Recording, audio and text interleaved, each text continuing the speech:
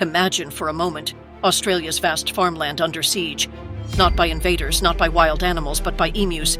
Yes, you heard that right.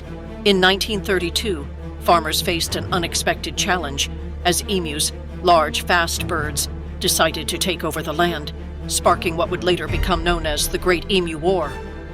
In the middle of the Australian outback, a group of soldiers and farmers gathered, armed, ready to face off against their unexpected adversaries, the emus. With rifles in hand, they prepared for battle. But little did they know, these birds were about to give them a fight they never expected. At first, the soldiers were confident, but as they fired their rifles, the emus dodged every shot. No matter how fast they shot, the emus were quicker. The soldiers began to realize this wasn't going to be as easy as they thought. Frustration set in. As the soldiers continued to chase down the emus, they found that their targets were slippery and almost impossible to hit. One soldier wiped his brow, realizing this wasn't just a bird problem, this was a war they weren't prepared for. And the emus, well, they weren't backing down. The emus, meanwhile, were having the time of their lives. Darting across the field with lightning speed, they knew the land well.